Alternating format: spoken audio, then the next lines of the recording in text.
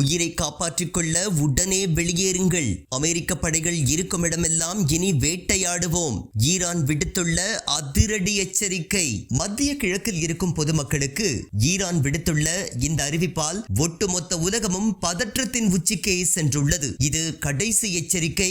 மத்திய கிழக்கின் எந்த பகுதியில் அமெரிக்க ராணுவ தளங்கள் இருந்தாலும் அந்த பகுதிகளில் இருக்கும் பொதுமக்கள் உடனடியாக வெளியேற வேண்டும் என ஈரானிய புரட்சிகர காவல் படை உத்தரவிட்டுள்ளது. உங்களுக்கு பாதிப்பு ஏற்படக்கூடாது என்பதால் இதை பகிரங்கமாக சொல்கின்றோம் என ஈரான் ராணுவத்தினர் தெரிவித்துள்ளனர். அமெரிக்க படைகளை எங்கே கண்டாலும் தாக்குவது தங்கள் கடமை என்று ஈரான் ஆக்ரோஷமாக தெரிவித்துள்ளது. இது வெறும் ஏவுகணை தாக்குதல் மட்டுமல்ல, ஒரு ஆறுதல் இல்லாத அழிவு போர் என்பதையே காட்டுகின்றது. கத்தார், UAE, ஈராக் மற்றும் சவுதியில் இருக்கும் அமெரிக்க தளங்களை நோக்கி ஈரானின் பாதாள நகர ஏவுகணைகள் குறிவைக்கப்பட்டுள்ளதாக தெரிகின்றது. ட்ரம்ப் 2500 வீரர்களை அனுப்பியதற்கு ஈரான் கொடுக்கும் நேரடி பதிலடி இதுதான் என்று நிபுணர்கள் சிக்னல் கொடுத்துள்ளனர். இப்படி ஒரு எச்சரிக்கையை ஈரான் விடுக்கிறது என்றால் அடுத்த 24 மணி நேரங்களில் ஒரு மாபெரும் ஏவுகணை மழை பொழிய போகிறது என்றுதான் அர்த்தமாகின்றது.